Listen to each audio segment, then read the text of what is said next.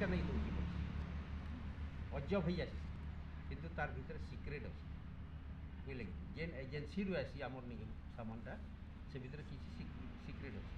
ଯେ କାଣା କି ଯାହା ବି ମାର୍କେଟିଂ କରସି କୋଅପରେଟିଭ सोसाइटी पूरा हार्ड केस्रे ही करसी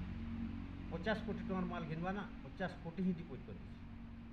बाकी जहाँ कंपनी माने जेन बड़ बड़ रिलायंस अच्छी और बड़ बड़ कंपनी अच्छा से माने जितनी भी सामान घिनसन से माने जदि 50 कोटी टका सामान घिनबे बोले 40 कोटी देवे और 10 कोटी उधार देसी तो से लगी काଣା करसी ताकर ऊपर 1.5% सूद लगे देसी और से माने काଣା करसन से 10% जेन 10 कोटी टका जेन उधार आनबे से 10 कोटी की माने बिजनेस करके से 20 कोटी कर देसन ये ई तार फायदा नौतबा से तार फायदा हो कोई लगी तो से लगी ईमान को नहीं दिए तो इथिरे काଣା गोटे आमर जेन कि पैकेज अच्छे ये कैनसी भी कंपनी रे गोटे गोटे गिफ्ट रही आपन जदि